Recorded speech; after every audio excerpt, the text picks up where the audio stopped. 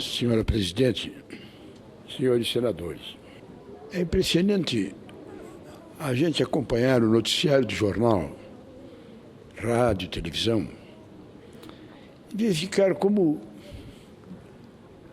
o ambiente, a atenção que se impõe ao povo brasileiro, ela, em vez de se desanuviar, passada a eleição, passada a agitação, passada a radicalização da busca do voto, terminada sem incidente, normal é uma, não digo pacificação, porque não havia guerra, mas eu diria um esfriamento das tensões e que o povo se encaminhasse rumo ao seu destino. Houve eleição, um ganhou, os outros perderam.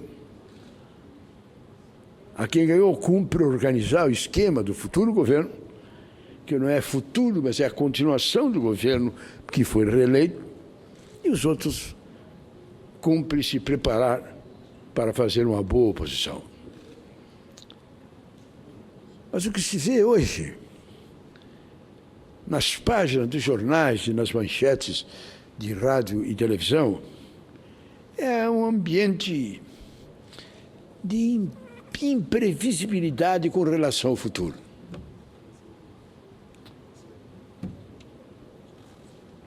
A saída da ministra da Cultura, um fato normal, terminou uma eleição, Sua Excelência resolveu sair do seu ministério, veio para essa casa, tudo bem. A forma como saiu poderia ser estranha. Sai dizendo, espero que o seu novo governo, a presidente foi reeleita, encontre nomes na área econômica que restabeleçam a credibilidade do seu governo. Restabeleçam quer dizer que tinha e não tem mais.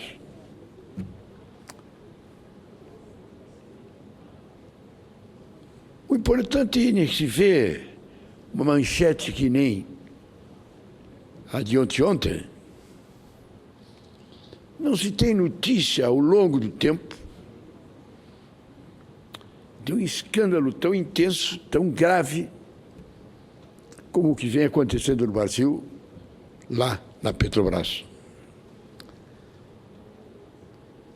Aliás, nesse sentido, em relação a este assunto, interessante é que se fez uma campanha política onde se debateu praticamente de tudo,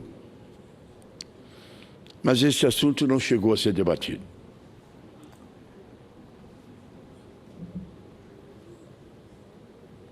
Eu creio que isto que aconteceu na Petrobras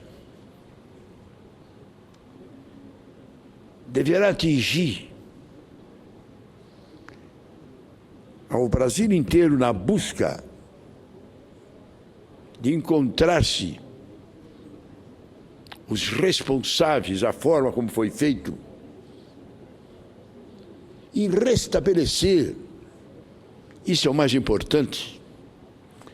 A Petrobras era uma empresa que tinha a credibilidade, o respeito, a simpatia, o apoio, a torcida de toda a sociedade brasileira.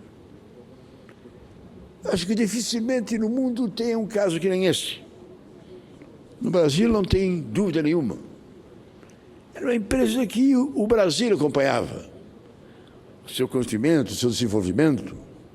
Desde o início, quando o presidente Getúlio Vargas enviou ao Congresso e o Congresso votou uma lei criando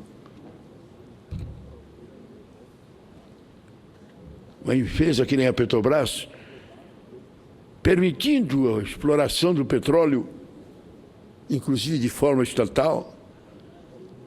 Desde ali, o tempo caminhando, andando, pesquisas e mais pesquisas, dando sinais negativos. lá pelas tantas, alguns sinais positivos no recôncavo baiano, e de repente esta, das águas profundas, que já apresentava o Brasil na expectativa de grande produtor e até possível que seja exportador de petróleo. Nós até votamos, eu fico encabulado porque participei, apresentei um projeto, uma emenda ao projeto do deputado Ibsen Pinheiro, tratando dessa matéria com relação ao seu futuro, aos lucros a quem seriam destinados. E, no entanto, está aí. Está aí o mundo assistindo. O presidente da Petrobras, o presidente do Tribunal de Contas da União, Vossa Excelência permite uma parte? Já lhe darei. Ilustre amigo gaúcho, ex-deputado federal, disse que é o maior escândalo que já foi examinado pelo Tribunal de Contas da União. Perdão. Senador Pedro Simão, eu fiz um pronunciamento nesta casa quando a imprensa noticiou a ascensão à presidência da Petrobras da funcionária de carreira, antiga integrante do quadro daquela companhia, a senhora Graça Foster.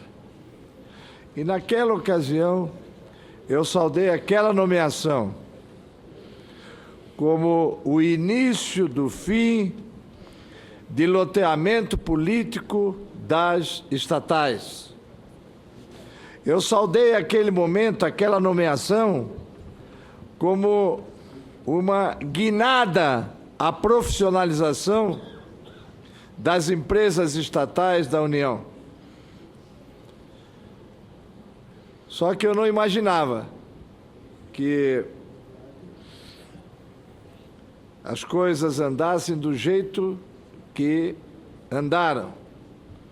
Hoje fiquei estarrecido quando vi que foi aberto um processo criminal na Holanda, apurando a propina na Petrobras em relação a aluguel ou compra de plataformas de petróleo. Eu espero, senador Simão, a Holanda querendo punir quem fez aqui. É o corruptor. E nós, brasileiros, tranquilo, não tem problema.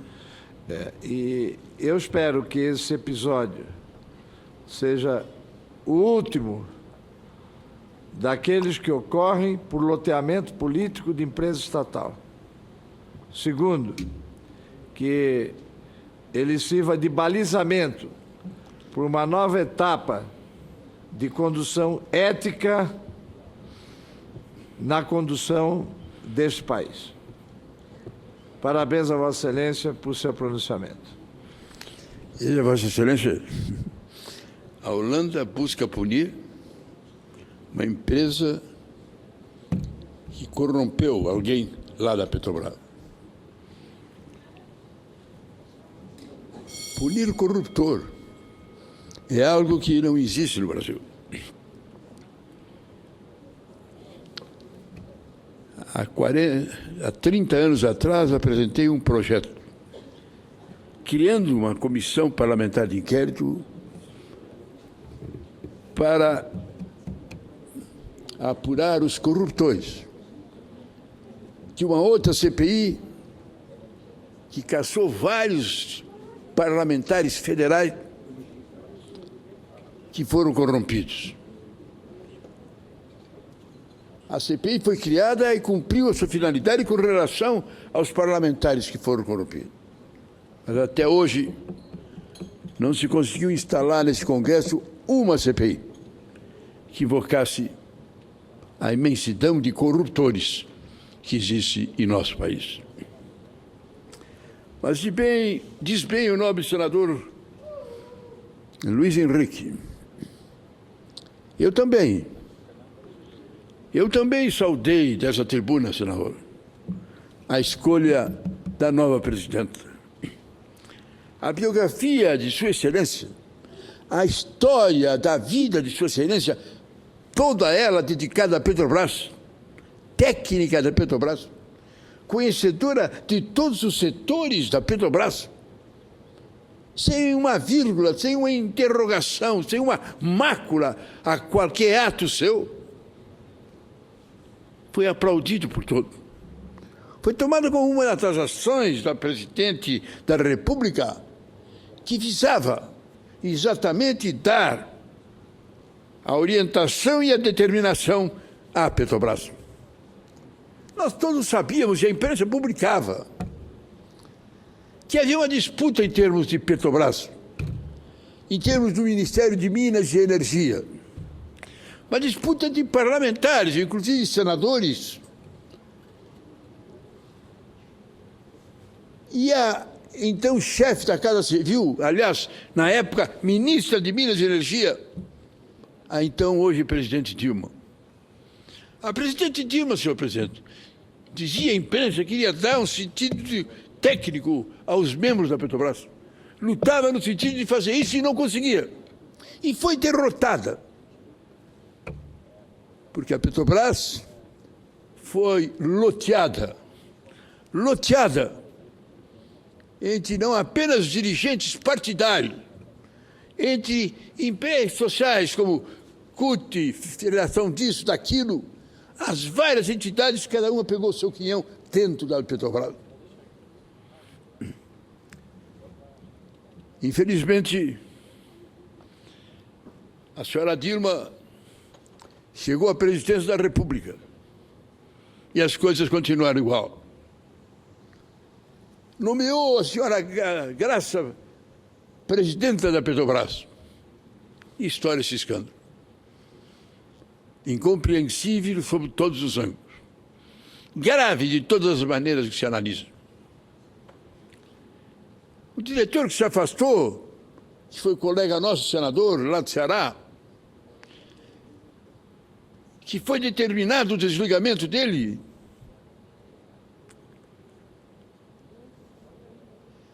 que uma empresa, a Petrobras contratou uma empresa estrangeira para fazer a inquirição interna, e essa empresa só aceitaria se esse diretor-presidente dessa subsidiária saísse.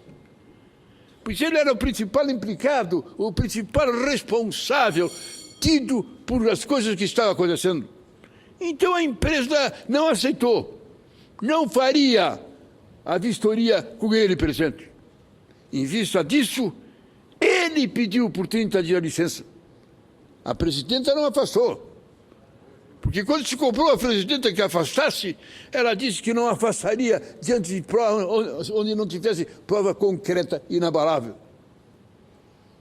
Ele saiu à revelia da presidenta. Olha, sinceramente,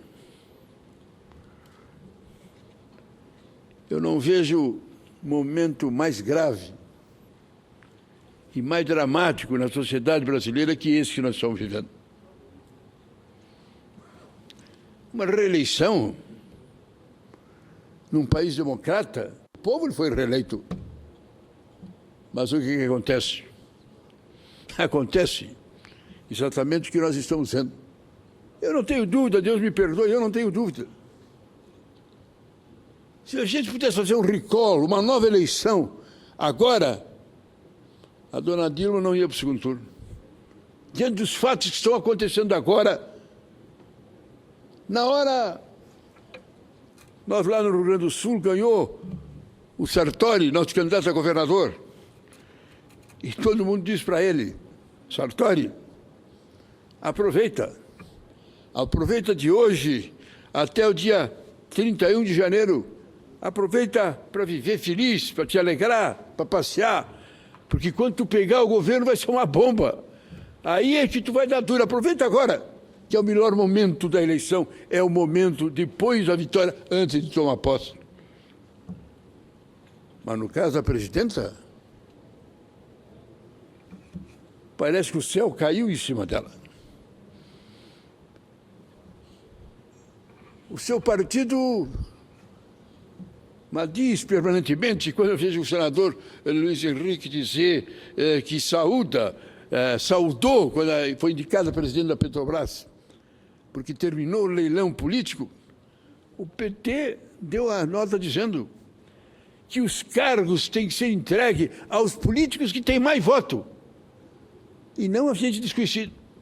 Não é esses técnicos que não têm responsabilidade, que não têm compromisso. Olha, há uma interrogação muito grande com relação ao futuro do Brasil. Há perguntas que se cruzam no ar com relação ao que vai acontecer. Lá na outra casa, o ilustre líder, reconduzido à liderança da bancada dos deputados do MDB, se apresenta como candidato à presidência da República. Perdão, por enquanto, candidato à presidência da Câmara. E há um tumulto em torno disso, com relação às suas ligações, às simpatias e antipatias entre Sua Excelência e a presidência da República. Não sei se são 18 ou 20 e tantos líderes partidários terá na Câmara dos Deputados o ano que vem. 28. Obrigado, Vossa Excelência. Serão 28 partidos. Na hora da votação de um projeto importante, se o projeto é importante, tem que se dar. São 28 comunicações de líder para dizer que vai votar a favor ou contra o projeto. Mas isso não existe. É só dizer esse fato para a gente determinar que a vida partidária, a vida política, a vida do Congresso não tem realidade. Foge da realidade. Eu creio que esse tempo que antecede a posse devia haver uma reunião, um entendimento de alto estilo, em que as forças que compõem a política brasileira, a própria presidência, a OAB e outras entidades, para preparar o ambiente para o novo governo e preparar o Congresso para o que ele vai enfrentar. Se nós ficarmos como estamos até aqui, as reformas que se chama, que se cobra, que se exige tanto e tanto e tanto, não virão, como não vieram nesses 32 anos que eu estou nessa casa. Só, senhor presidente, Vossa Excelência, pela sua liderança, pela sua capacidade, pela sua história, como grande líder dos grandes momentos, os mais difíceis da história desse país, quer no nosso partido, quer na vida política, como presidente nacional do partido, como ministro de Estado, como governador, Vossa Excelência será um dos grandes responsáveis desse Congresso para se tentar uma saída com respeito, para se tentar uma fórmula através da qual a gente consiga defender um futuro entendimento. Eu disse e repito, isso é viável. Primeiro, a presidenta tem que querer, tem que ter essa intenção. E eu não vejo na presidente Dilma chance nenhuma de avançar positivamente sem uma crise no primeiro dia que ela assumir. Se Sua Excelência não tiver a preocupação de dialogar e de buscar o entendimento, não na busca de uma maioria, dando e comprando, oferecendo e recebendo apoio em troca de votos, em troca de ministério, em troca de emendas parlamentares. Mas se Sua Excelência reunir as lideranças, ainda que sejam as 28, dos partidos todos, estabelecer uma meta de trabalho e um projeto de futuro e um plano comum de ação, isso pode acontecer. Repito o que já disse mais de uma vez aqui. Aconteceu. Numa hora mais grave que essa de hoje. Não grave no seu sentido de irresponsabilidade geral, mas grave no seu contexto. Essa casa, o Congresso Nacional, afastou o presidente da República, tirou da presidência da República e colocou no seu lugar o vice. Algo que nunca tinha acontecido. Aconteceram muitos golpes de Estado, os generais fecharam o Congresso, os generais derrubaram o presidente, os generais estabeleceram ditadura. Mas esse Congresso Nacional, uma vez fez o seu papel, cassou o mandato do presidente, que uma comissão presidida, uma comissão desse Congresso, depois de uma sessão histórica desse Senado, presidida pelo presidente do Supremo Tribunal Federal, disse que ele era culpado e ele deveria ser cassado, e ele foi cassado. E aí assumiu o vice. A dona Dilma está aí com 28 partidos. O vice não tinha nenhum partido. Tinha sido assinado ficha no PRN, um partido que o presidente criou por faz de conta e ganhou a eleição. E ele, vice-presidente, já tinha saído porque tinha rompido com o presidente. Reuniu. Assumiu e no dia seguinte reuniu todos os presidentes de partido, do maior MDB ao menor, todos no palácio, todos reunidos em torno de uma mesa. E ele afirmou: a situação é grave. Nós estamos aqui vivendo uma dura realidade. Eu não estou aqui representando o povo brasileiro. O povo brasileiro escolheu outro.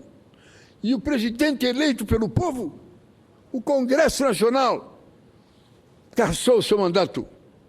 E eu estou aqui porque a Constituição diz que cabe ao vice-presidente substituí-lo. Mas eu estou aqui não representando o povo, eu represento a vontade do Congresso Nacional. Por isso, vocês partidos, vocês líderes do Congresso Nacional e eu temos que fazer um entendimento que eu proponho aqui. Vamos nos acertar em torno de como andar. Vamos ter o entendimento de buscar o diálogo e a continuidade. Minha primeira proposta é que de hoje até o último dia do meu mandato, quem tiver algum problema, alguma questão referente a uma crise nacional que diga respeito ao Brasil, um presidente do menor ao maior partido convoque uma reunião que nem essa e eu chamo todos para nós debatermos. E eu quero ter o mesmo direito. Se eu achar que tiver um problema da qualitatividade de repercussão nacional, eu os convoco para nós debatermos. E todos aceitaram. Todos concordaram. E o presidente entrou. E enviou para essa casa o projeto que criou o Plano Real. Foi a fórmula. Foi o entendimento. O Brasil estava numa crise avassaladora. Uma inflação intransponível. O mundo econômico, financeiro, sobre dúvidas e mais dúvidas. Um desemprego. Uma falta de credibilidade.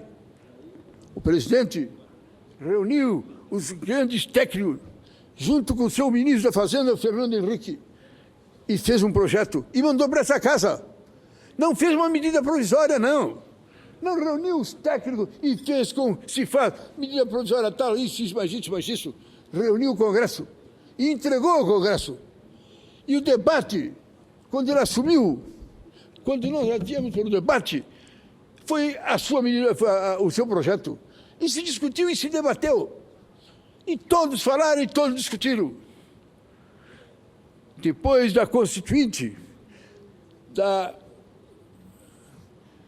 votação da Constituição brasileira, senador Luiz Henrique, quando essa casa viveu o ambiente mais democrático, mais espetacular que eu tenho conhecimento na história do mundo afora. Nunca se fez um debate tão extraordinário, com a presença tão constante do povo inteiro como aqui.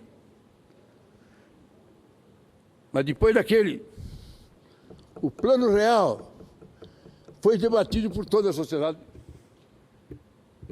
pelas Assembleias Legislativas, pelas câmaras de vereadores, pela OAB, pela CNBB, comissões e mais comissões. Os ministros vinham diariamente a essa casa, aqui e lá na Câmara dos Deputados, discutindo, debatendo, modificando, alterando. E chegou o plano, e se votou, e se executou. O plano mais importante da história desse país. Reparem que o Plano Real foi votado lá no governo Itamar, que substituiu o senhor Collor. E veio o Fernando Henrique. E depois veio de novo o Fernando Henrique reeleito. E veio o Lula. E depois veio de novo o Lula reeleito. E veio a Dilma. E agora está voltando a Dilma reeleita. E o Plano Real está aí. Na sua importância e no seu significado. Pois esse plano foi votado sem um deputado, um senador, poder dizer que ganhou um copo d'água. Ganhou uma emenda, ganhou um favor, ganhou um pedido, bater nas costas pedindo, por favor, vote esse projeto. Esse Congresso foi votado, esse Congresso votou livremente esse projeto, alterou, modificou, divergiu. Mas eu digo, eu era líder do governo, e eu digo aqui, olhando cara a cara de cada um dos parlamentares desse Congresso, o presidente ou qualquer ministro do seu governo não tomou nenhuma providência de cantar, de conseguir maioria, de buscar favor, de reunir aqui, de reunir lá, nada. O Congresso votou livremente. Votou. E foi aprovado. Está aí até hoje. A presidenta que faça algo. A presidenta que bote no papel, que chame os líderes. Está todo mundo... Qualquer deputado, qualquer presidente de partido está dizendo, não, porque tem que ter um novo pacto social, não, porque tem que ter uma reforma política, não, porque tem que ter a reforma tributária, não, porque eles têm o ciclo, eles têm o quê. Reúne, faça uma grande reunião, e da sua presidência tomar um café com os líderes de partido, o que são apenas com aqueles que ela gosta, o que ela deixa de gostar. Convoque todos, aberte e debata. Vamos fazer, nessa hora que eu vou iniciar o novo governo, nessa hora tão grave e tão séria, vamos nos reunir e vamos estabelecer uma pauta nos próximos 6 meses.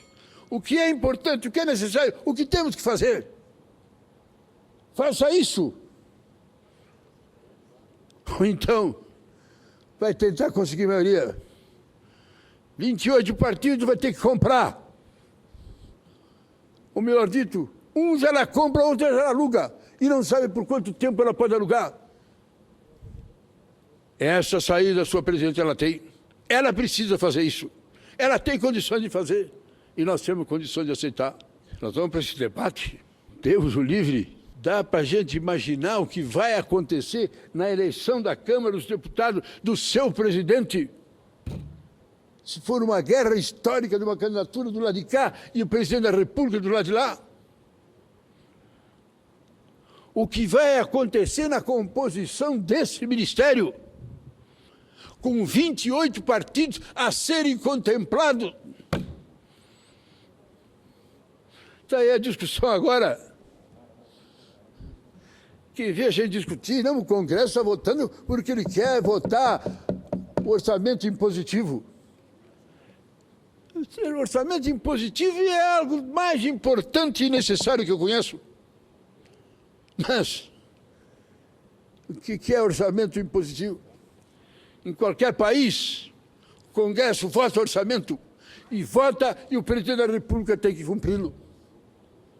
Nos Estados Unidos, no ano passado, quase que deu uma crise infernal, porque o Congresso não queria alterá-lo em medida considerada essencial pelo presidente Obama e colocaria os Estados Unidos numa crise internacional. E o senhor presidente Obama quase teve que se ajoelhar na frente dos parlamentares republicanos para que eles concedessem esse favor. Então nós estamos querendo um orçamento impositivo, que bom. Que no Brasil não tem orçamento. Tem uma carta de mentirinha que a gente vota aqui por ouvir dizer. A gente já vota sem saber. Se vota aquilo que a gente não sabe o que é, o que deixou de ser. E a presidente não toma conhecimento, como nunca tomaram. Agora querem votamento impositivo. Mas que orçamento impositivo querem agora? Querem impositivo nas emendas dos parlamentares. O governo tem que cumprir e pagar as emendas dos parlamentares. Errado não está. Mas que seja orçamento impositivo no seu contexto geral e não apenas nisso. Por isso é que eu digo que a presidenta faça esse entendimento. Faça. E acho que ela terá condições de fazê-lo e terá o respeito da nação. Não digo que rompa com o PT, pelo contrário, se identifique com o PT, se identifique com a sua base. Mas o Brasil, acima de tudo isso, é o apelo que eu faço. Não estarei aqui, mas de casa estarei olhando, rezando e torcendo para que essas coisas aconteçam. Para que isso aconteça. Para que todo esse tumulto que nós estamos vendo nesse final de legislatura acabe com o final da legislatura. E que a presidenta, voltando lá do outro lado do mundo, lá da Austrália, venha com um sentimento diferente. Não de ódio, nem de revolta, nem de vindita. Sua Excelência ganhou. Se alguém está magoado porque saiu, porque ela vai tirar, etc e tal, fique acima disso. E pense um pouco no seu país que a senhora representa. No país que a senhora foi reeleita, que não tem mais nenhum compromisso com ninguém, a não ser com a sua consciência e com o Brasil. Faça isso, presidente. Façamos isso, torcemos que isso aconteça. Porque, caso contrário, eu não tenho dúvida, momentos dramáticos e muito infelizes, muito dolorosos, marcarão o início do governo de Sua Excelência. Obrigado a Vossa Excelência, presidente. Permite uma parte, senador. Me permite uma parte? Senador, eu creio que eu já disse isso aqui uma vez. O senhor escolheu o momento errado para sair do Senado. Eu creio que nunca, tirando o período da ditadura, em que o senhor, como político, foi tão fundamental na redemocratização, desde então, eu acho que nunca tivemos um momento em que precisávamos tanto de uma voz como a sua, quanto agora. Sua fala final, sua conclusão, é a demonstração daquilo que, lamentavelmente, muitos daqui dessa casa não estão percebendo. Nós estamos entrando em um momento crítico da vida política nacional, senador Fleury. Uma das qualidades da democracia é que a cada 4 anos cria-se uma lua de mel entre os eleitores e os eleitos. Mesmo quando se elege alguém diferente do que alguns eleitores queriam, os eleitores aceitam e dão voto de confiança, senador. O presidente senta com voto de confiança. Às vezes duram chamados 100 dias, às vezes 120, às vezes 1 ano, mas é um período em que as pessoas têm um gesto de confiança, de esperança. Além disso, os problemas, todos sabem, são herdados. Então não é culpa desse novo presidente ou dessa nova presidenta. Lamentavelmente, nós estamos começando um governo que, em vez de ser uma lua de mel, é um governo que começa em um casamento, eu não vou dizer fracassado, até porque vamos ter que aguentar 4 anos. Acabar com essa ideia de impeachment, com essa ideia de que a presidenta não tem legitimidade, que não tem legalidade, e ela foi eleita. Então é um casamento que vai ter que ser feito por 4 anos, mas começa sob muitas suspeições. Começa com o descontentamento de que nesse casamento a casa não foi bem gerida. Aprova o que está se fazendo. Tentando esconder a realidade por causa do buraco que se criou nas contas públicas. começando a inflação, com denúncias de corrupção dentro desse casamento. A presidenta chega lá cansada. É um governo cansado. Não é um governo novo. E um governo cansado sob suspeição. Além do mais, num processo eleitoral muito dividido e com fortes fanatismos de ambos os lados. E ainda pior, é que ambos os lados, os eleitores não foram votar todos porque queriam aquele candidato. Muitos votaram no Aécio porque não queriam a Dilma. Muitos votaram na Dilma porque não queriam o Aécio. Poucos votaram entusiasmados em qualquer dos dois. Tiro poucos. Alguns, ou uma quantidade. Então, é um governo que chega em um momento de antagonismo com a população, apesar de ter tido mais de 51% dos votos válidos. Se a gente considerar os que não foram votar, se considerar os votos nulos... Não chega a 40%. Não chega a quanto? A 40%. 45%. Não chega a 40%. Não chega a 40%. Então, é um casamento débil, nesse momento. Um casamento débil, em que tem que ser mantido por 4 anos, porque aí a grande tragédia para o Brasil é se não fosse mantido, não podemos aceitar essas provocações. Esse casamento precisa de vozes como a sua.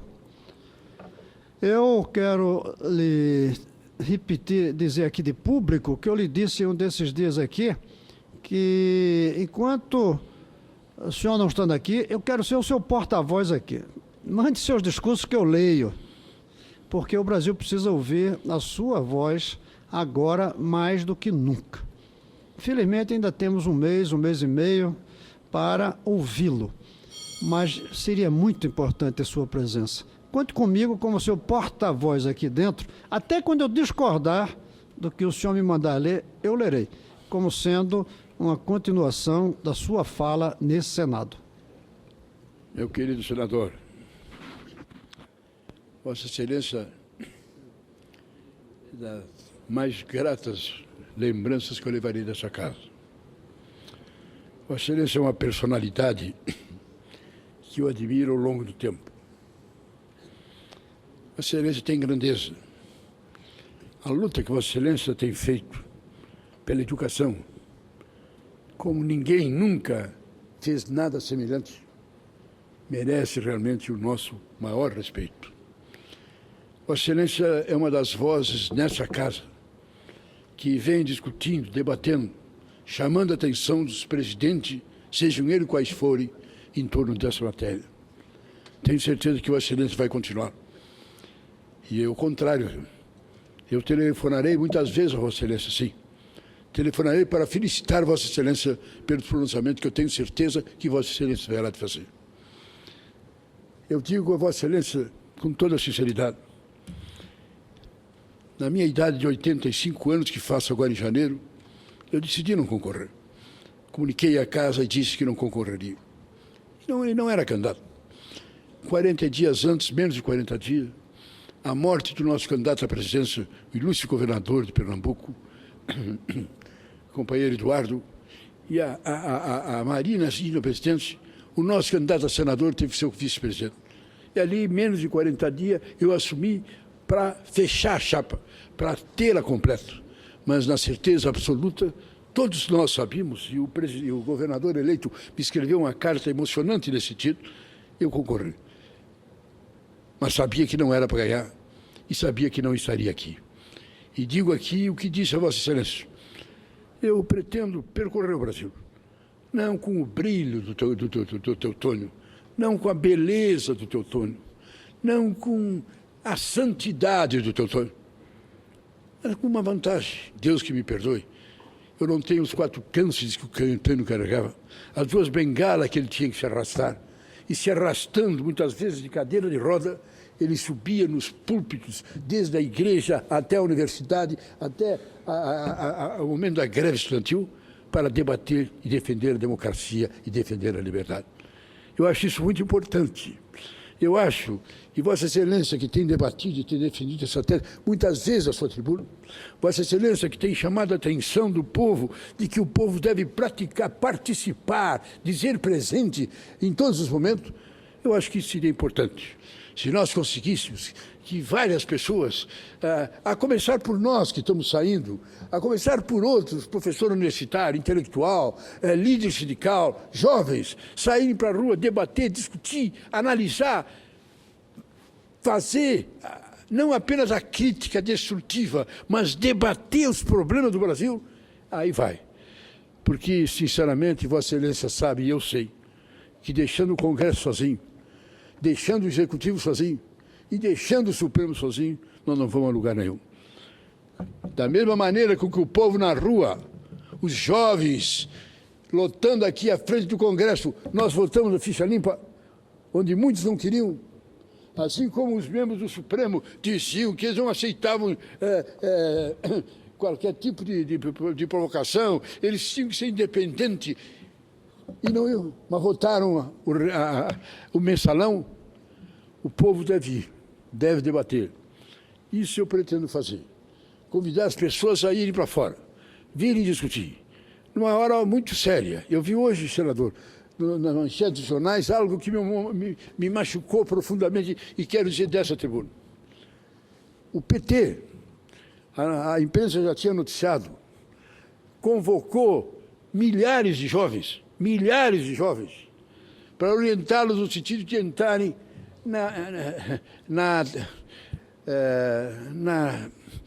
nos aparelhos de internet, para prepará-los para entrarem nesse sentido. Deram aulas, analisaram, e muitos foram contratados a não sei quantos mil por mês para fazer esse trabalho nos últimos 6 meses. O trabalho na televisão participativa, nas redes sociais, era desde distribuir coisas a favor do governo, ideias a favor dos candidatos do governo, como contra os de oposição, e espalhar boatos, o escândalo, seja lá o que for. E é o que aconteceu.